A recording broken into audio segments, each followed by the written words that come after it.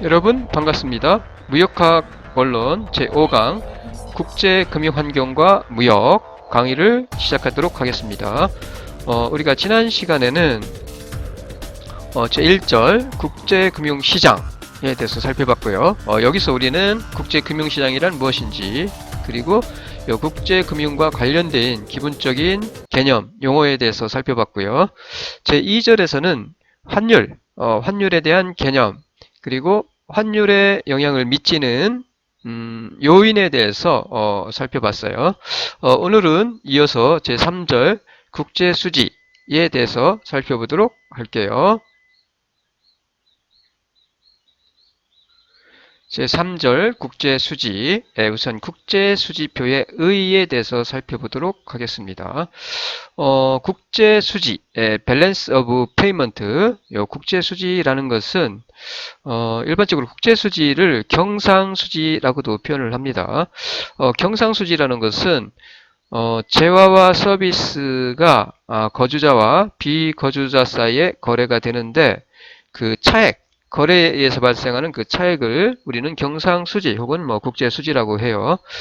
우리가 재화나 서비스를 수출을 수입보다 많이 하게 되면은 경상수지, 이 국제수지는 흑자가 되겠죠. 그리고 수출보다 수입을 많이 하게 되면은 국제수지, 이 경상수지는 적자가 되겠죠. 그런 의미고요.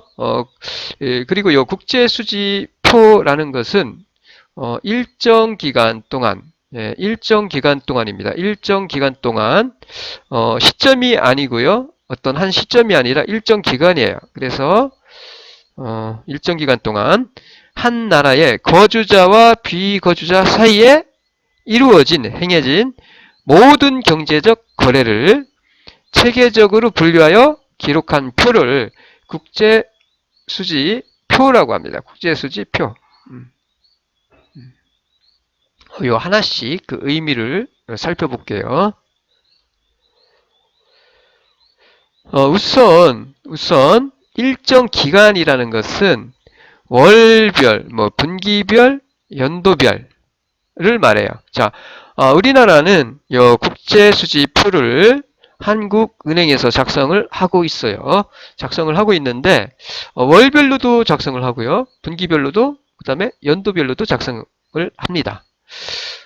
따라서 요거는 한 시점이 아니기 때문에 한 시점에서의 어떤 자산의 상태를 기록한 것이 아니라 일정 기간 동안에 거래가 이루어진 모든 경제적 거래에 대해서 기록을 합니다. 그래서 스톡 개념이 아니라 한 시점의 재산의 어떤 총액이 아니라 어떤 월 단위로 그 한 달 사이에 혹은 분기별로 혹은 1년간에 이루어진 거래에 관한 그 기록, 즉 플로우 개념입니다. 유량 개념이에요. 스톡이 아니라 유량 개념입니다. 플로우 개념이에요. 그래서 일정 기간이란 월별, 분기별, 연도별을 말하고요. 그 두 번째는 그 나라의 거주자와 비거주자 사이. 자, 그 나라에서 거주자가 있겠죠. 그리고 비거주자 사이에 발생하는, 거주자와 비거주자 사이에 발생하는, 따라서 여기서 말하는 거주자와 비거주자는 국적보다는 경제 이익의 중심에 따라서 구분을 해요. 국적과는 상관없어요. 경제 단위가 통상 1년 이상 해당 경제 영역에서 경제 활동 및 거래를 수행을 할 때 거주자로 간주를 해요. 자, 외국인 투자기업. 자, 우리나라의 미국의 제너럴 모터스가 한국에 투자를 하여 1년 이상 경제적인 활동을 하게 되면은 기업은 외국 기업이지만은 거주자로 간주를 한다는 얘기입니다.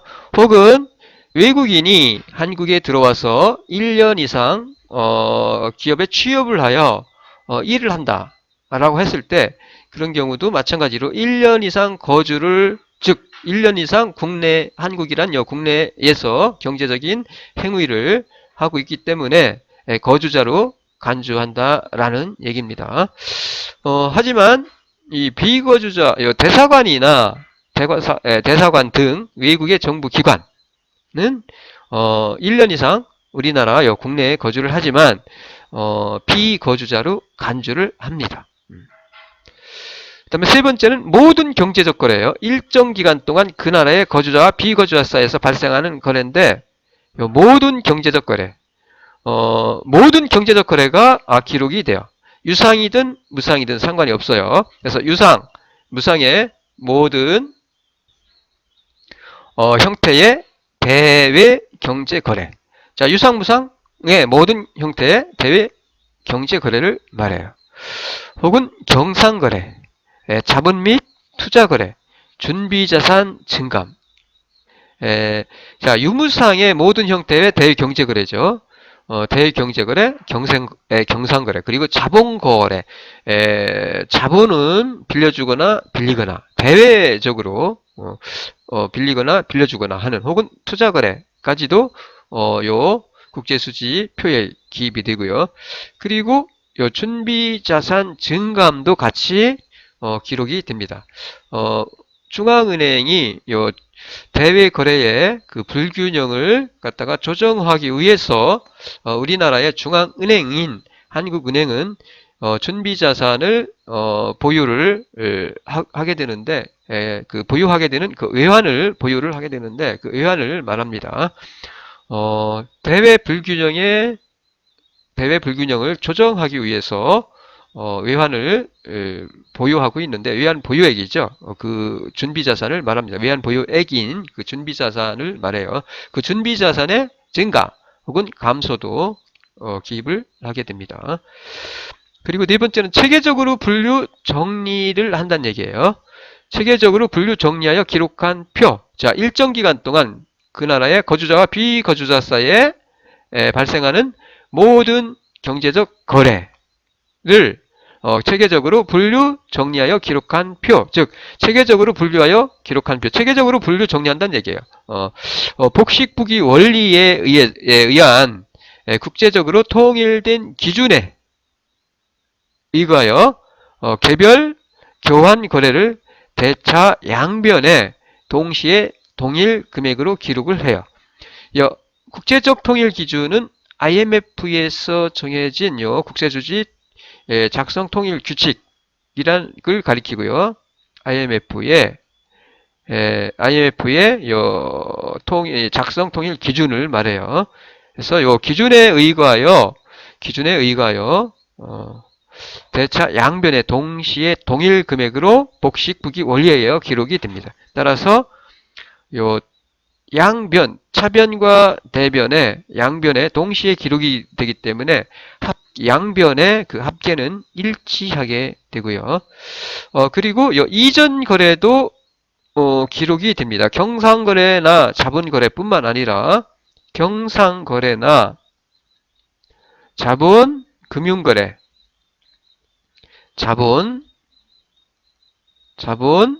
금융거래뿐만 아니라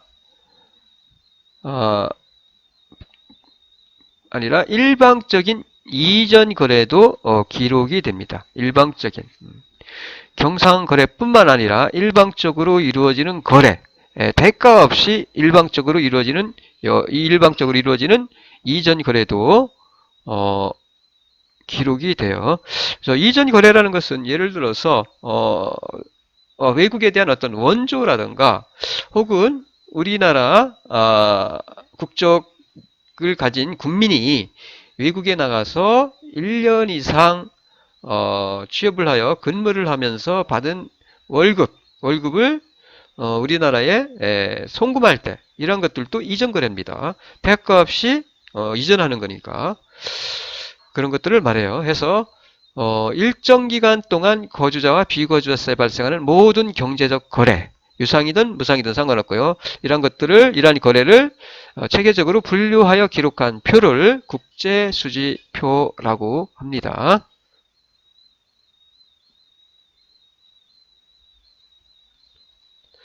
자, 국제수지표의 구성인데 앞에서도 말씀을 드렸지만 국제수지표의 구성은 다음과 같은데요. 앞에서 말씀드렸듯이 다시 한번 이 국제수지에 대한 의미를 말씀을 드리고 이 국제수지표 구성에 대해서 간단히 설명을 드릴게요. 이 국제수지표의 구성에 대해서는 그냥 참고로 보시면 될 것 같아요. 원래 국제수지표란 것은 앞에서 말씀드렸듯이 일정 기간 동안 한 나라의 거주자와 비거주자 사이에 발생한 모든 경제적 거래를 기록한 것이 바로 국제수지표인데, 이러한 그 모든 경제적 거래에 따른 수입과 지급, 즉 외환의 수입과 지급의 차이가 바로 그 국제수지라고 합니다. 일반적으로 국제수지라고 하면은 앞에서 말씀을 드렸듯이 뭐 경상수지를 보통 가리켜요. 보통 경상수지를 가리키는데 어, 어, 경상수지는 앞에서 말씀을 드렸듯이 재화와 서비스의 그 거래에 의해서 발생하는 외환의 수요와 외환의 수입과 지급의 그 차이죠. 그리고 본원소득수지와 이전소득을 더하여 경상수지라고 합니다. 본원소득수지, 이전소득수지까지 더해서 재화 서비스, 본원소득수지, 이전소득수지를 합해서 보통 경상수지라고 하고요. 이 국제수지표는 수지표는 지금 말씀드렸듯이 요 경상수지와 요 자본 금융계정으로 구성이 됩니다. 그리고 또 하나 오차 누락이 들어가요. 요 각 계정들이 각 기관에 따라서 기록을 하게 되는데 그러한 각 기관에서 작성된 통계를 모아서 국제수지표를 작성을 하게 되는데 이 오차 기관에 따라서 약간 다를 수 있기 때문에 이 오차 누락이 발생할 수 있어요. 그래서 차변과 대변을 일치시켜주기 위해서 이 오차 누락이라는 항목을 두고 있습니다. 따라서 요 국제수지표는 경상수지 계정, 자본금융계정으로 이루어진다. 그리고 요 경상수지 계정은 상품수지와 서비스수지, 상품의 수출입에 의해서 외환의 수입과 지급의 차이를 말하고요. 이거는 서비스의 수출 수입, 즉 서비스를 제공하느냐에 따라서 외환의 수입과 지급의 차이가 발생할 텐데 그런 그 외환의 수입과 지급의 차이를 말하고요. 그리고 요 서비스 수지는 뭐 따로 설명을 안 드려도 다 알겠죠. 뭐 여행을 간다거나 외국인이 우리나라에 여행을 오거나 혹은 운송, 뭐 통신, 교육, 보험 등등 이러한 것들이 외국과의 거래 결과로 발생한 외환의 수입과 지급의 차이입니다. 수치와 지급의 차이를 서비스 수지의 차이라고 하고요. 그리고 세 번째 본원소득 수지는 노동을 거래한 결과 발생한 뭐 임금이라든가 혹은 자본을 거래한 결과 발생하는 투자소득, 뭐 이자라든가 뭐 배당금이라든가 이런 것들이죠. 본원소득수지. 여기서 말하는 노동의 대가로서 받는 임금은 1년 이내입니다. 예를 들어서 아까 앞에서 말씀을 드렸듯이 예를 들어서 지금 손흥민이 영국에서 축구 선수로서 지금 영국에서 프로 선수로서 활약을 하고 있죠. 이런 경우는 임금을 사실 받죠. 손흥민이 그 구단으로부터 임금을 받는데 이러한 경우는 1년 이내가 아니라 1년 이상이기 때문에 본원 소득수지가 아니라 이전 소득수지에 해당합니다. 그리고 이전 소득수지는 뭐 송금을 해줘요. 뭐 예를 들어서 내가 알고 있는 어떤 사람이 나한테 외국에서 송금을 해준다. 뭐 친척이라든가 일시적으로 혹은 뭐 기부금, 그다음에 정부 간의 무상 원조 등등. 자, 외국과 대가 없이 주거나 받는 그 거래의 차이예요. 차이가 바로 요 이전 소득 수지고요. 그리고 요 자본 수지는 자본금융규정에서 자본수지와 금융규정이 있는데 자본수지는 지적 재산권과 같이 형태가 없는 자산을 사고 팔았을 때 나타나는 외환의 이동을 말합니다. 외환이 그때 들어오거나 나가는 거, 뭐 지적 재산권이라든가 특허권 혹은 뭐 해외 이주비, 뭐 브랜드 게임, 네, 브랜드 네임, 뭐 이런 거 사용하고 지불하거나, 혹은 브랜드 내 이름을 사용하게 하고, 그 수수료를 받거나, 뭐 특허 수수료를 받거나, 이런 것들을 기록한 계정이 바로 자본수지예요. 자본수지. 네, 그리고 금융계정은 외국에 공장을 설립하여 그 다른 나라에 투자를 하거나, 직접 투자죠. 외국에 공장 짓는 거죠. 해서 직접 투자를 하거나, 혹은 해외 주식에 투자를 하거나, 증권 투자라든가, 채권이라든가, 뭐 파생 금융 상품이라든가, 이런 해외 증권 주식에 투자를 할 때, 그때의 그 외환의 이동을 말해요. 외국인이 우리나라에 투자하면 외환이 들어오겠죠. 자, 우리나라 기업이 외국에 투자하면 자본이 나가겠죠, 외환이. 그런 들어오고 나가는 외환의 이동을 기록한 계정이 바로 금융 계정입니다. 혹은 수출을 해도, 당연히, 만약에 수출을 하게 되면 우리나라로 들어오겠죠. 금융계정이죠. 수출 대금이. 그런 것들을 기록을 하게 되고요. 그리고 요 오차 및 누락은 아까도 말씀을 드렸듯이 경상수지나 요 자본수지의 합계와 금융기정 금액이 같지 않을 경우에 이를 조정하기 위한 항목으로서 국제수지 작성에 이용되는 기초 통계 간의 계산 시점, 평가 방법상의 차이 등으로 인해서 발생하는 그 오차나 누락 등을 기록을 하게 돼요. 뭐 그냥 뭐 대략적으로 어쨌든 국제수지이란 의미, 그리고 국제수지표란 어떤 건지, 그리고 국제수지표는 경상수지와 자본수지, 자본금융기정으로 이루어진다. 구성되어야 된다라는 거, 그냥 참고로 알아두시면 좋을 것 같아요. 경상수지 표는 다시 한번 정리를 할게요. 이 앞에서도 말씀을 드렸지만은, 경상수지 표라는 것은 일정 기간 동안에 한 나라의 그 거주자와 비거주자 사이에 발생한 모든 경제적 거래를 체계적으로 기록한 표를 국제수지 표라고 하고요. 그리고 이 국제수지란 의미는 우리나라가 거주자와 비거주자 사이에 어떤 거래가 발생했을 때 외환을 주고받겠죠. 외환의 수입 혹은 지급이 일어나는데 그 차이를 갖다 수지라고 합니다. 해서 국제수지란 일정 기간 동안 한 나라의 거주자와 비거주자 사이에 발생한 모든 경제적 거래에 따른 외환의 수입과 지급의 차이, 외환의 수입과 지급의 차액을 국제수지라고 합니다. 그리고 국제수지를 일반적으로 말할 때 경상수지를 일반적으로 국제수지라고도 한다라는 것. 그 정도만 그 개념과 국제수지표란 어떤 건지에 대한 것 정도만 이해를 해 주시면 될 것 같아요. 이어서 국제수지표의 회계처리 원칙인데, 이것도 그냥 참고로 보세요. 국제수지표의 회계 처리를 하는데, 뭐 집에서 집에서도 보통 여러분 뭐 가계부를 작성하는 집이 있을 거로 가게가 있을 거로 생각하는데, 기업에서도 당연히 그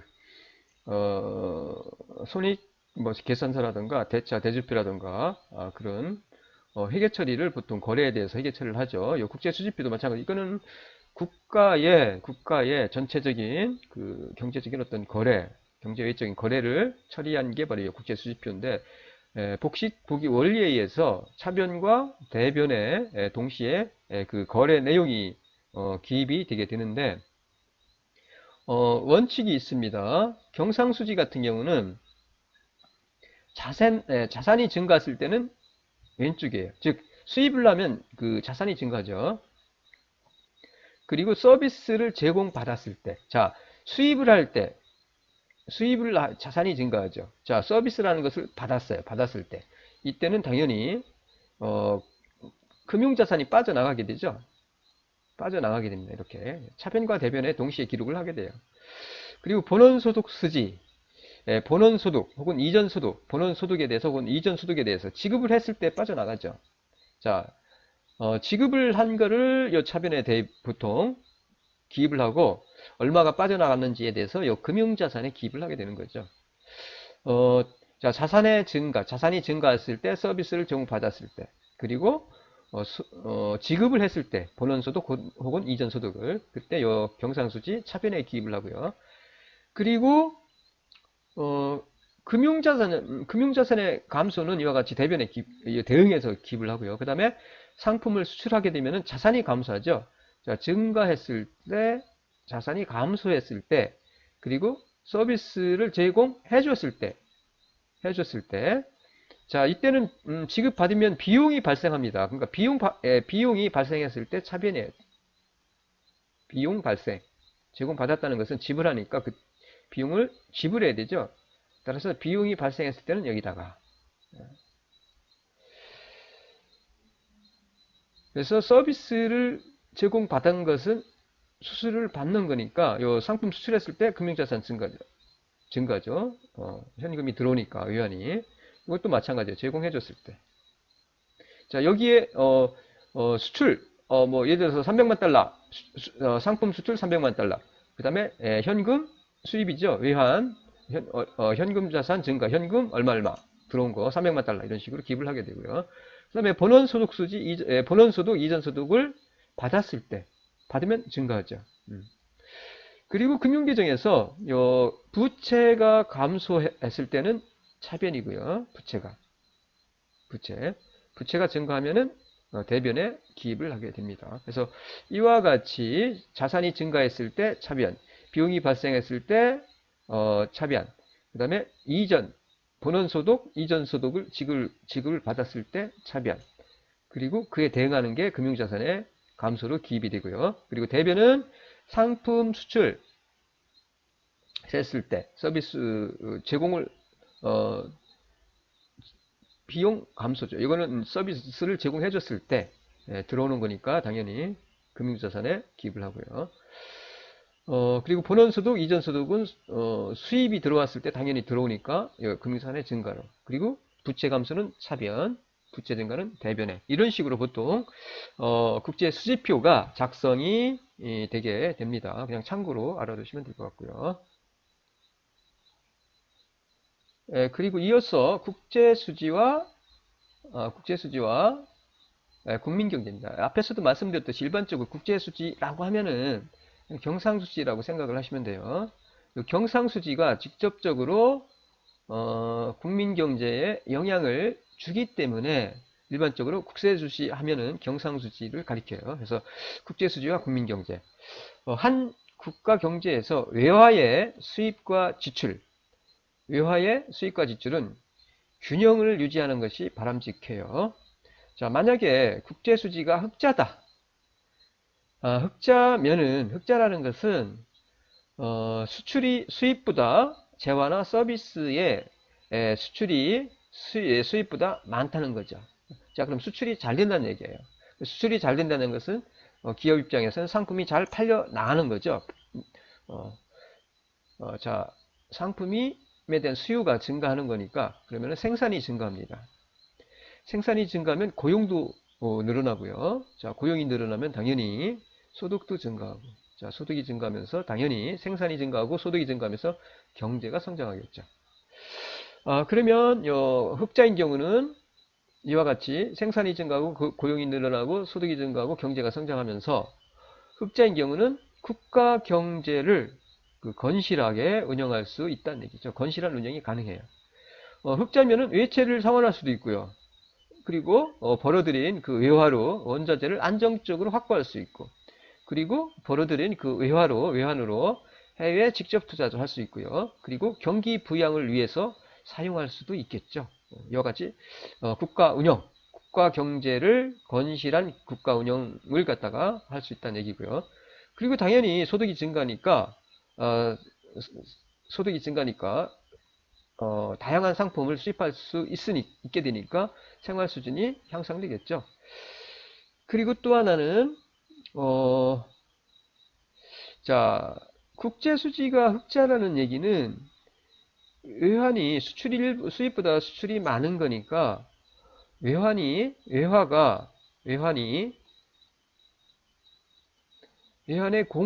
공급이 증가합니다. 국내 시장에서. 자, 수출을 하면은 외환을 받죠. 이거를 그 외국 달러를 그대로 사용하는 것이 아니라 환전을 하죠. 환전을 하게 되면은 그만큼 통화량이 시중에서 통화량이 증가하게 돼요. 위안으로 어떻게 원화를 환전을 해서 사용을 하니까 원화의 그 나라의 국내 통화량은 증가합니다. 자, 통화량이 증가하게 되면은 통화 관리가 어려워질 수도 있어요. 이게 좀 곤란할 수도 있고요. 그리고 또 하나는 물가 상승, 통화량이 증가하면 지속적으로 통화량이 상승을 하게 되면은 통화량이 계속 풀리니까 통화량의 초과 공급으로 인해서 소비가 증가하고 수요가 증가하면서 물가가 상승할 수도 있다는 얘기죠. 흑자인 경우. 그리고 또 하나는 지나친 무역수지 흑자인 경우는 수입 수출을 갖다가 수요하는 그 상대국 흑자란 얘기는 상대국은 적자니까 지나친 무역수지 경상수지의 흑자는 교역 상대국가의 통상마찰을 야기할 수도 있다는 얘기예요.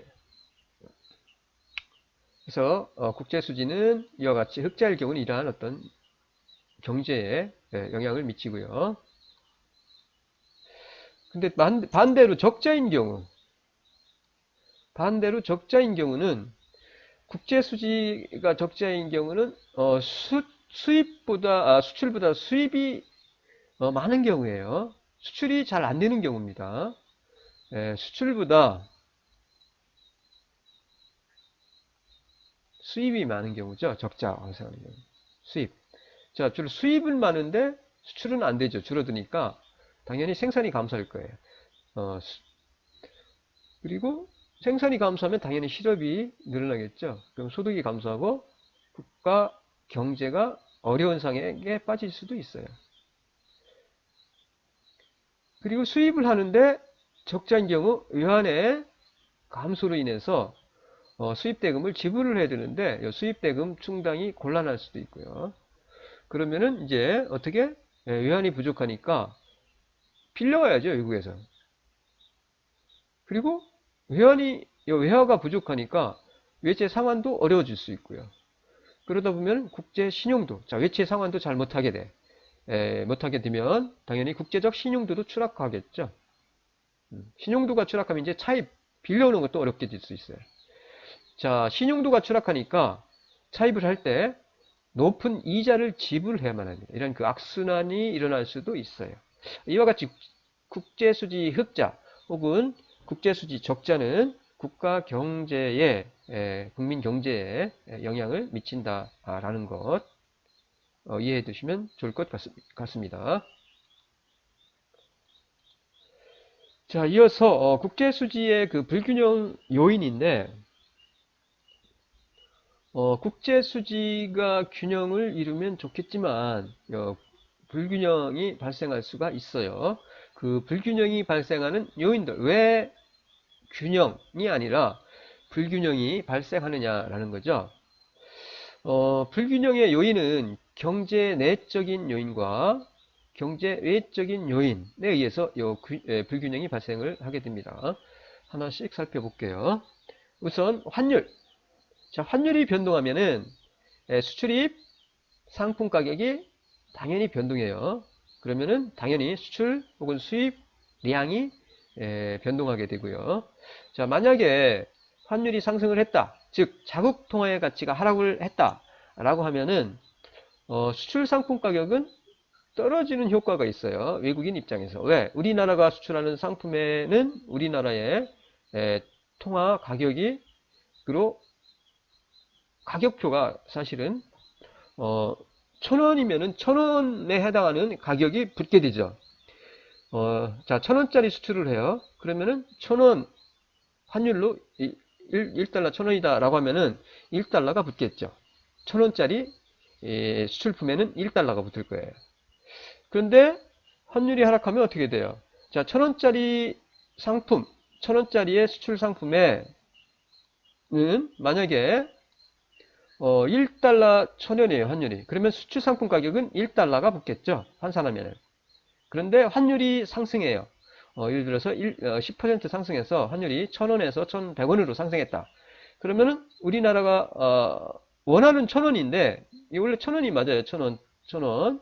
원화로 환산하면 1,000원이에요. 이것도 마찬가지로 1,000원이고요. 요 0.9달러를 환산하면 1,000원이에요. 1,000원짜리를 이 환율로 환산하면은 수출 상품 가격은 달러로 0.9니까 환율이 상승하면은 이와 같이 환율이 상승하면은 수출하는 상품의 가격은 하락합니다. 이와 같이 하락해요. 자, 수출 상품의 가격이 하락하니까 당연히 가격 경쟁력 상승으로 인해서 수출 수량이 늘어나죠. 그러면 당연히 국제 수지가 개선되겠죠. 반대로 수입 상품 가격은 올라요. 이와 반대니까. 이와 반대니까 이제 1달러가 원래 1달러짜리 수입을 하면은 1달러를 수입을 하죠. 수입. 자, 1달러를 수입해요. 1달러를. 그러면 환율이 1,000원일 때는 그냥 1,000원이죠. 우리나라 원화로 환산하면. 근데 1달러를 1,100원일 때는 환율이 1,100원일 때는 우리나라 원화로 환산하면 1,100원이 되죠. 자, 환율이 상승하면 당연히 수입 상품의 가격은 상승해요. 수입량이 줄어들고. 즉, 수입이 줄어드니까 수입이 줄어들면은 외환에 대한 수요가 줄어들고 수출이 증가하면은 외환의 공급이 증가하니까 그로 인해서 외환의 그 수지, 국제 수지가 개선이 되겠죠. 자, 이러한 과정으로 인해 자, 국제 수지가 개선되면 당연히 불균형이 발생해요. 균형에서 불균형으로. 그다음에 소득. 두 번째 소득. 국민 소득이 증가하면은 당연히 수입이 증가합니다. 소득이 증가하면은 상품에 대한 재화에 대한 소비가 증가해요. 국내 상품에 대한 수요도 증가하겠지만 해외 상품에 대한 수요, 소비도 증가하게 돼서 수입이 증가하게 돼요. 임포트, 수입이 증가하면은 당연히 외환에 대한 수요가 증가하면서 수입 대금을 지불하면서 외환이 빠져나가니까 국제 수지는 악화되겠죠. 이와 같이 이 국제 수지 악화로 인해서 불균형이 발생할 수 있다는 얘기고요. 이어서 화폐량의 수급량에 의해서도 국제 수지가 악화 혹은 개선됩니다. 자, 통화의 그 초과 공급. 통화가 초과 공급 상태라는 것은 통화가 초과 공급 공급되게 되면은 지출이 증가합니다. 초과 공급이라는 것은. 자, 그 화폐를 초과가 대량으로 보유를 하게 되니까 보유하게 되는 거죠. 그러면은 즉 소득이 많아지는 거니까 초과 공급은 그만큼 화폐에 대한 그 초과 보유로 인해서 많은 화폐를 보유하고 즉 많은 소득을 보유하고 있으면 화폐를 보유하고 있으면 그 지출이 증가합니다. 통화의 그 초과 공급은 소비가 증가해요. 즉 지출이 증가하게 돼요. 지출이 당연히 증가하게 되면은 수입이 늘어나겠죠. 그러면서 국제 수지는 악화되고요. 반대는 그 반대예요. 초과 수요의 경우는 통화에 대한 초과 수요가 발생하게 되면 지출이 감소하고요. 그래서 국제 수지가 개선되게 됩니다. 이어서 이자율. 자, 이자율이 상승하면은 해외에 비해서 이자율이 상대적으로 상승하면은 수익률이 높아지는 거니까 자본이 유입하게 됩니다. 외국의 자본이. 그러면은 자본 수지가 개선이 돼요. 자본 수지가. 이자율이 떨어지면 당연히 빠져나가니까 자본 수지가 악화되죠. 그러면서 국제 수지는 균형에서 불균형으로 바뀌게 되죠. 그다음에 무역 정책도 마찬가지로 이 정책에 의해서 무역 수지에 영향을 미칩니다. 그래서 무역 정책 예를 들어서 관세라든가 비관세, 관세를 부과하거나 혹은 관세율을 높이거나 혹은 비관세 장벽을 설치를 하게 되면은 당연히 수입이 감소하게 되죠. 자, 수입이 감소하면은 외환에 대한 수요가 감소하니까 국제 수지가 개선되겠죠. 자, 국제 수지가 개선되면서 국제 수지의 균형에서 불균형으로 바뀌게 되겠죠. 이와 같이 환율, 소득, 화폐의 수급량, 이자율, 무역정책 이런 것들이 국제수지 불균형에 영향을 미친다라는 거. 이어서 국제수지의 조정입니다. 조정. 자, 앞에서 우리가 설명을 드렸듯이 국제수지는 앞에 그러한 요인들에 의해서 불균형 상태로 빠질 수가 있어요. 네, 이런 그 국제수지의 불균형 상태를 조정하는 것이 바로 국제수지의 조정이고요. 자, 국제수지가 불균형일 때 어떨까요? 자, 국제수지가 예를 들어서 적자다.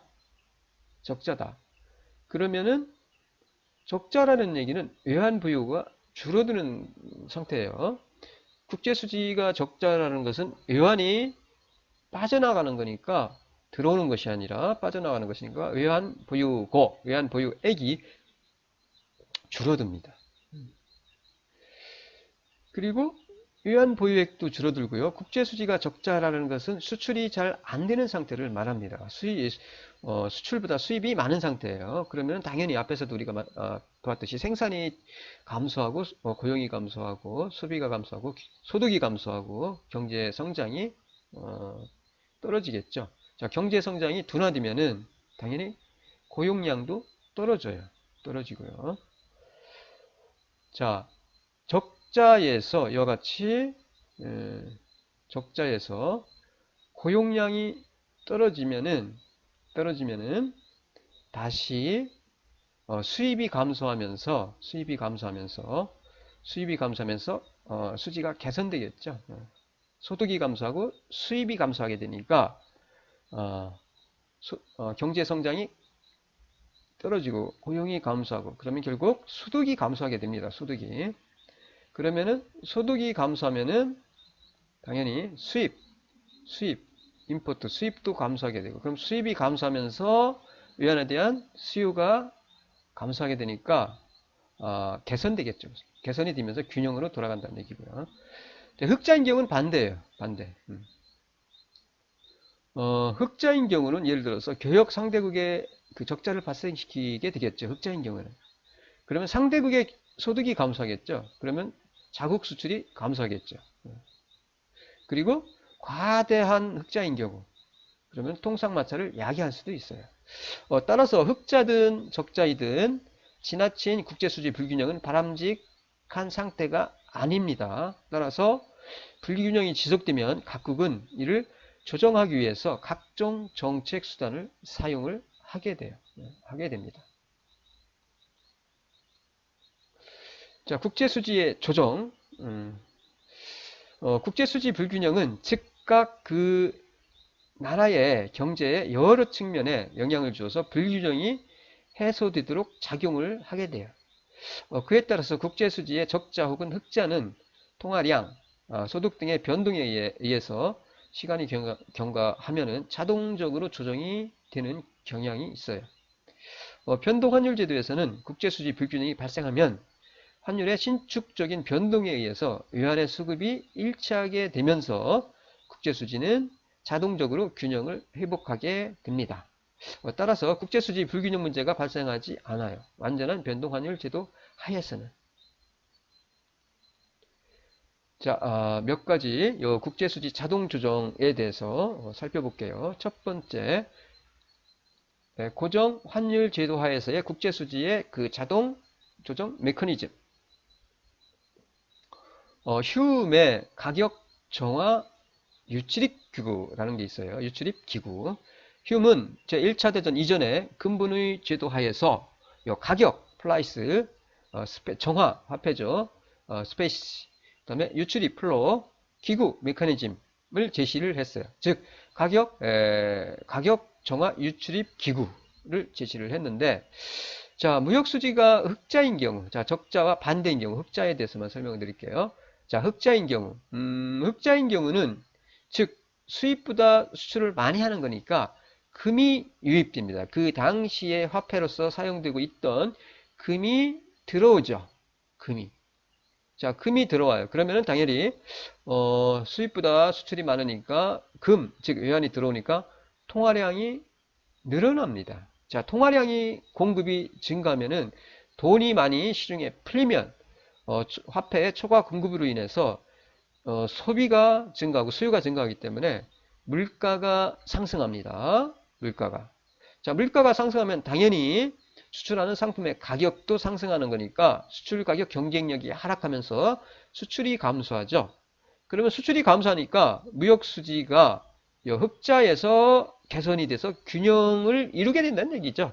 이런 과정에서. 따라서 휴문 수출 보조금이나 수입 규제 정책에 의해서 무역수지 흑자를 도모하는 중상주의적 정책은 지속적인 효과를 거둘 수 없다라고 중상주의를 비판을 했어요. 자, 이어서 케인츠연의 국제수지 조정기구입니다. 자, 케인츠연의 국제수지 조정기구. 관리통화제도 하에서 국제수지 불균형에 의한 통화 공급량의 변동, 국제수지 불균형으로 인해서 발생하는 통화 공급량의 변동은 금융 부분의 국내 자산 혹은 여신이죠. 자산의 변동으로 상쇄될 수 있다라고 합니다. 케인츠연들은 통화 공급량 변동에 의해서 이자율의 변동에 의해서 통화 공급량이 변동하고 그로 인해서 이자율이 변동하고 이러한 과정을 거쳐서 국제수지가 자동적으로 조정된다. 즉 국제수지 조정 기능 된다라고 다음과 같이 설명을 하고 있어요. 자, 흑자인 경우 국제수지가 국제수지가 흑자라는 얘기는 앞에서도 여러 번 말씀을 드렸지만 외환의 공급이 많은 상태예요. 외환이 들어오면 당연히 시중에 외환이 들어오면은 그 외환이 중앙은행으로 들어가면서 통화량이 공급이 되게 돼요. 환전을 하게 되면은 시중에 통화량이 늘어나죠. 즉 통화 공급량이 늘어나요. 통화량이 증가하면 이자율 사이의 관계입니다. 통화량이 증가하면 그 통화량이 풍부해져서 그 통화량의 가격이라고 사용하는 가격이라고 할 수 있는 빌려서 사용하는 가격이라고 할 수 있는 이자율이 하락합니다.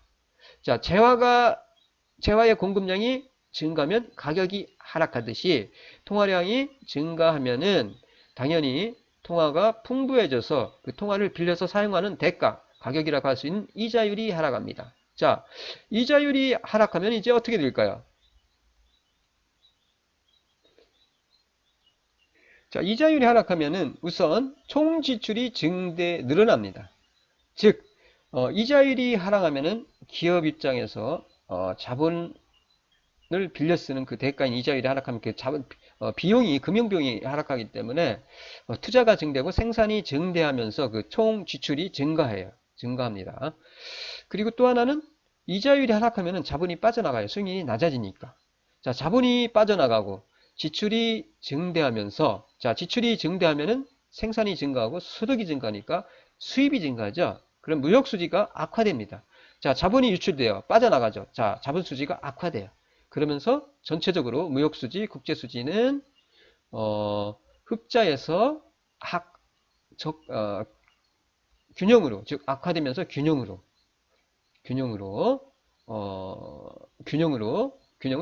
이루도록 변동한다는 얘기죠. 그래서 이러한 그 과정을 거쳐서 케인츠연들은 통화량에 변동하는 이자율 변동에 의해서 국제수지가 이러한 과정을 거쳐서 자동적으로 조정이 된다라는 얘기입니다.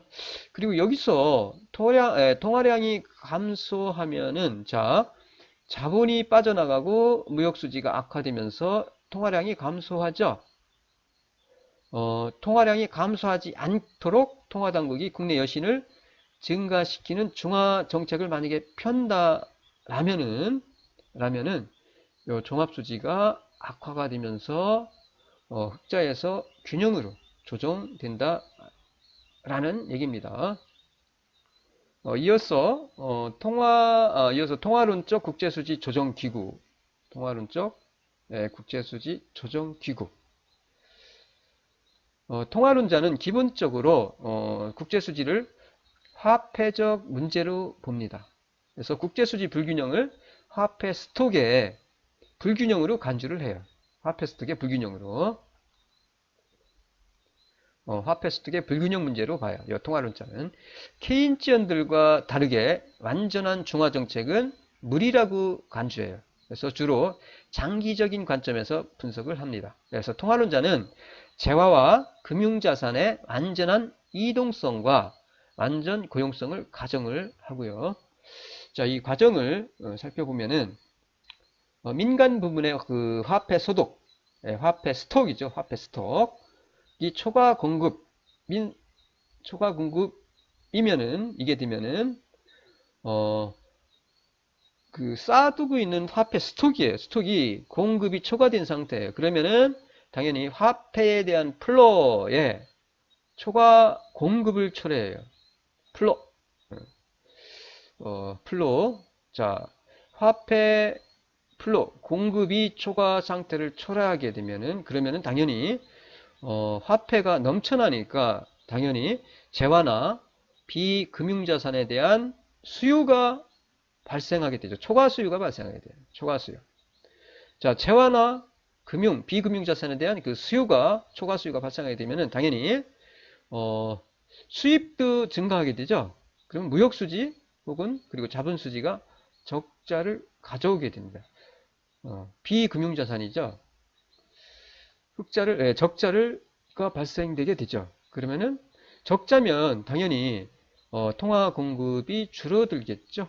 통화 공급이 원래는 초과 공급인데 이러한 과정을 거쳐서 무역수지 및 자본수지가 적자가 되면서 통화의 공급이 줄어들죠. 줄어들면서 이제 균형을 이루게 된다라는 얘기죠. 따라서 결국 이 화폐 스톡에 대한 초과 공급 혹은 초과 수요의 감소 혹은 증대를 가져온다라는 얘기예요. 스톡이 이 화폐 스톡의 초과 공급이나 혹은 수요가 결국은 통화의 공급을 감소시키거나 증대를 시키면서 이 국제 수지가 결국은 조정되게 된다라는 얘기입니다.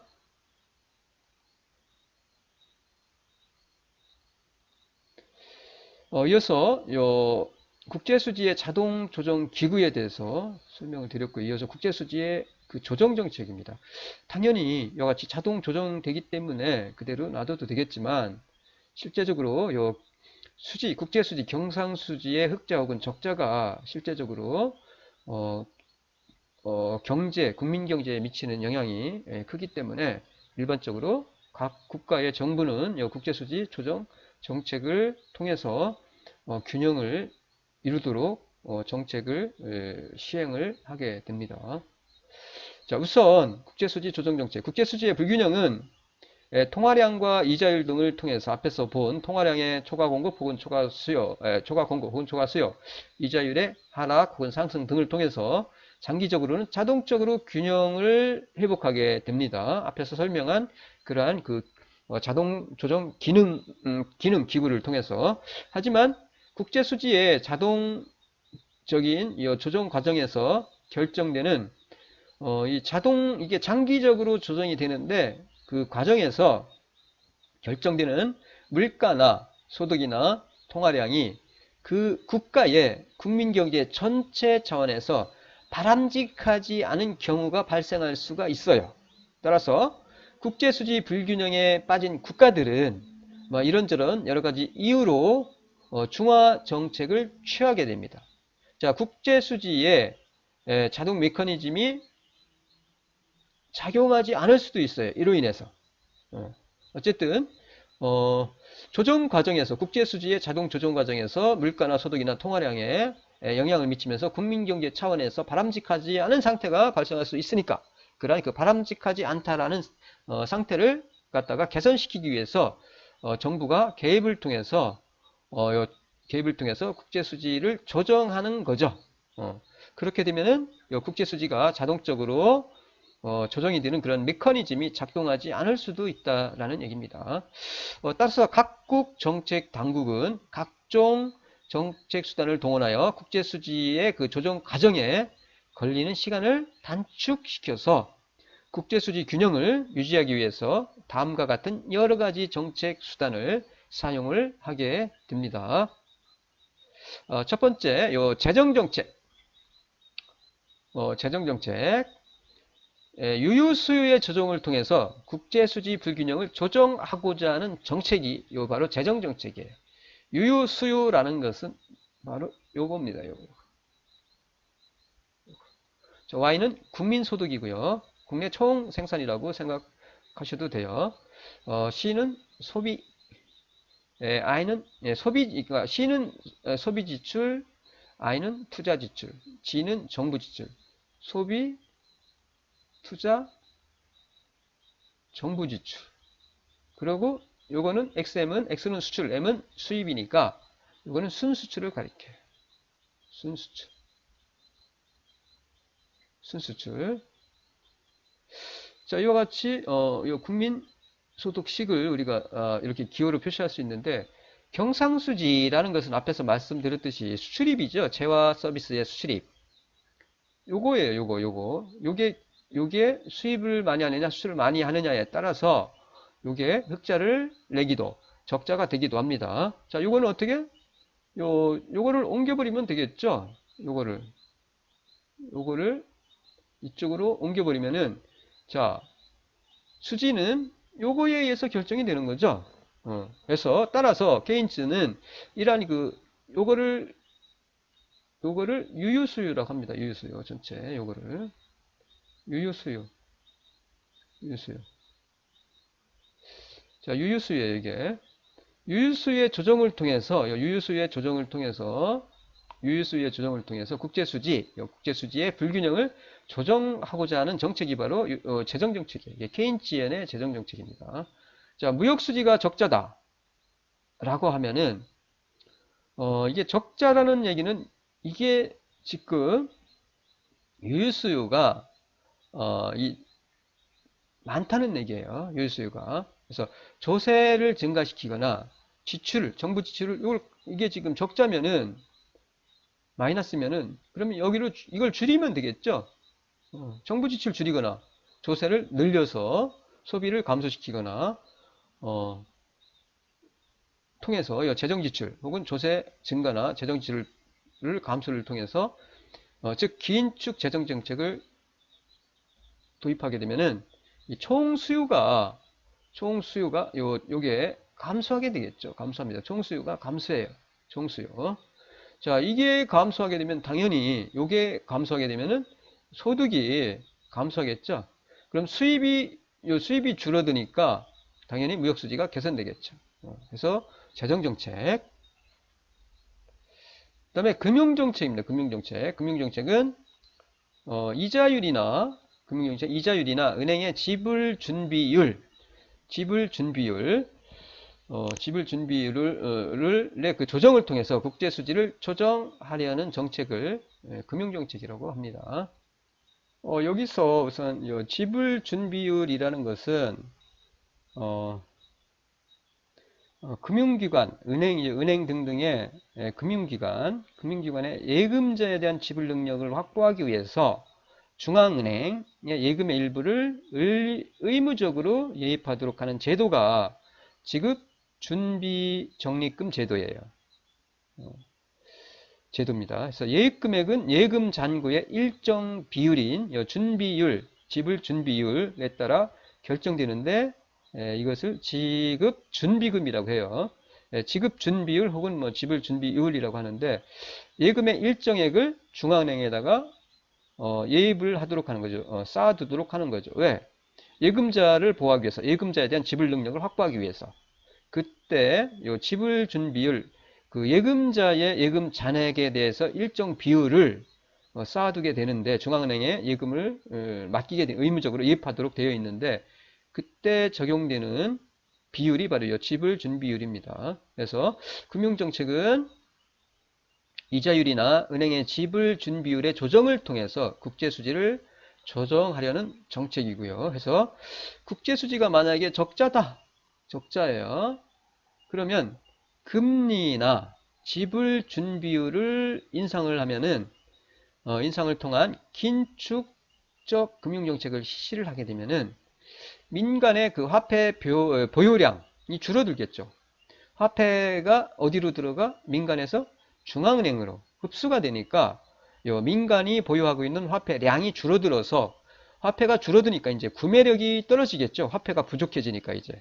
그러면 수입이 감소하고 수출이 증가해요. 수출이.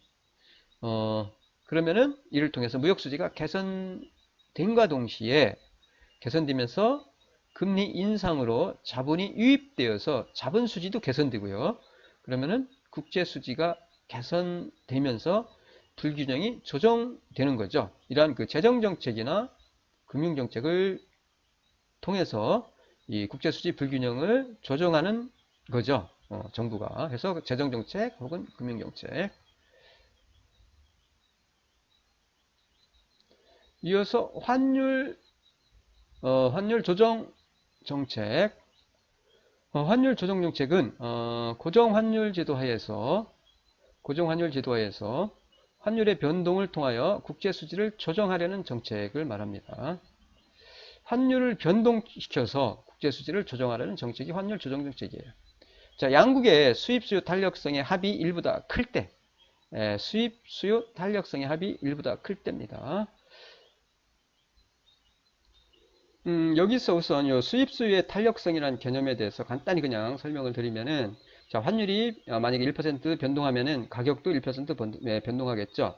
그러면 그 가격 변화에 따라서 수요도 1% 이상으로 변동해야 된다라는 얘기입니다. 여기서 이 탄력성의 합이 1보다 클 때라는 것은, 자, 가격이 1% 하락하면은 가격이 하락했으니까 수요도 1%가 증가한다면은 1이 되겠죠. 그때는 1 이상이라는 것은 1% 만약에 하락했는데 가격이 1% 하락했는데 수요는 1% 이상으로 증가한다면 그 탄력성은 1보다 크겠죠.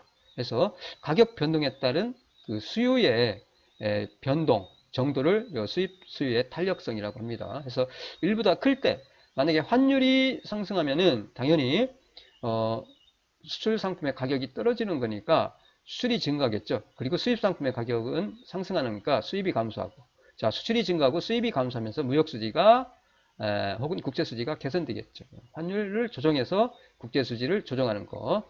그 다음에 이어서 보호무역 정책. 자, 수출 보조금을 지급을 하거나 수출 금융에 그 특혜를 주거나 관세를 부과하거나 혹은 비관세 장벽을 설치를 통해서 수출을 증대하고 늘리고요. 자, 그러면 당연히 수출 관련해서는 이와 같이 여러 가지 특혜를 부여하고 수입에 대해서는 관세를 부과하고 비관세 장벽을 설치를 하게 되면 이와 같이 보호무역 정책을 실시하게 되면 수출이 늘어나고 수입이 감소해서 무역 수지가 개선되겠죠. 자, 이런 걸 통해서 무역 수지를 개선하려는 정책이 바로 보호무역 정책입니다. 자, 이러한 그 보호무역 정책은 당연히 교역 상대국의 보복을 초래할 수도 있어요. 보복을. 그래서 통상 마찰을 야기할 수 있어요.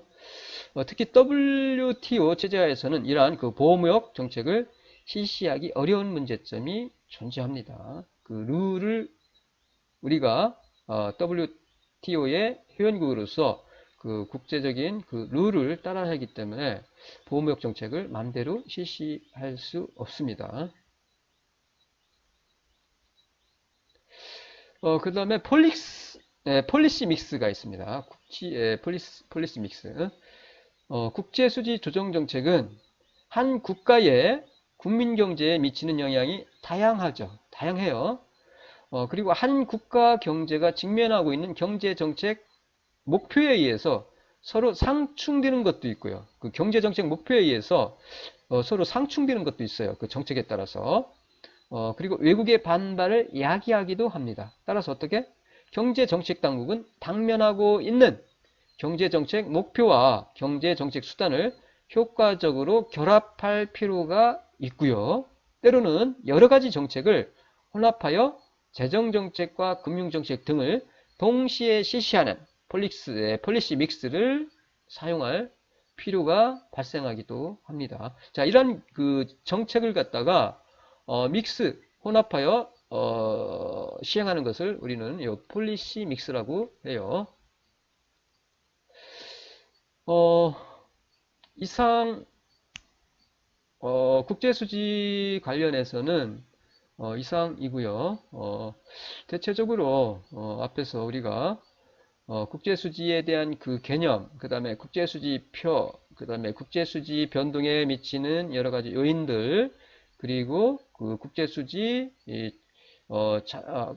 자동 메커니즘, 조정 메커니즘이 자동 조정 메커니즘, 기구, 자동 조정 기구, 그 다음에 여러 가지 정책들, 정부가 개입, 즉 정책을 통해서 국제 수지를 조정하려는 그 정책들에 대해서 살펴봤고요. 과제는 뭐 5강 일량이 상당히 많기 때문에 기본적인 개념들에 대해서는 뭐 여러분 그냥 상식적으로 한 번씩 보시면 될 것 같고요. 여기서 그냥 약간 중요하다고 생각되는 것들 그냥 그리고 상식적으로 꼭 알아야 될 것들 개념 그냥 요 환율 그다음에 선물환율이란 무엇인지 선물환이란 무엇인지를 알아야 되겠죠. 선물환 거래가 뭔지 그래서 선물환율에 대해서 요 용어에 대해서 간단하게 그다음에 국제수지 자 국제수지는 요 개념만 이해하시면 될 거예요. 개념 요 개념만 간단하게 국제수지표 구성 뭐 이런 거 자세히 알 필요 없고요. 그냥 국제수지라는 것이 어떠한 개념인지에 대해서 여러분이 이해하시면 될 것 같아요. 앞에서도 설명을 드렸지만 요 국제수지라는 것은 뭐 국제수지표라는 것은 일정 기간 동안 그 나라의 거주자와 그 비거주자 사이에 발생한 모든 경제적 거래에 따른 모든 경제적 거래를 체계적으로 기록한 표라고 했습니다. 그게 바로 국제수지 표고요. 국제수지라는 것은 일반적으로 이제 경상수지를 가리키기도 하는데 국제수지란 일정 기간 일정 기간 동안 그 나라의 거주자와 비거주자 사이에 발생한 모든 경제적 거래에 따른 외환의 수입과 지급의 차이, 그 차이가 바로 국제 수지입니다. 그래서 요 환율, 선물환율, 국제 수지에 대해서 간단히 정리를 해주시면 될 것 같고요. 그리고 설명하는 문제는 뭐 이거 좀 복잡한데 이거 놔두시고 이거는 예전에 조금 수출 수입에서 설명드렸던 것과 겹치는 부분이 있으니까 뭐 안 해도 될 것 같고요. 그래서 요 환율의 변동 요인. 자, 환율이 어떠한 요인에 의해서 변동하는지, 그러니까 일반적인 그 환율 변동 요인에 대해서 앞에서 지난 시간에 설명을 드렸는데 그 간단하게 정리하시면 될 것 같고요. 그리고 국제수지 불균형 요인에 대해서만 또 간단히 정리를 하시면 될 것 같아요. 해서 요 두 개와 요거 환율과 선물한 국제수지의 그 개념에 대해서 정리하고 요 설명을 간단하게 하셔서 팀 학습을 통해서 같이 분담을 해서 정리를 해서 다시 한번 학습을 좀 해보시고요. 복습을 해보시고 제출을 해주시면 좋을 것 같습니다. 제출은 조작만 해도 될 것 같아요. 조작만. 모두 제출하지 않아도 됩니다. 조작만 제출을 하세요. 자, 오늘은 여기까지 할게요. 수고했습니다. 마칠게요.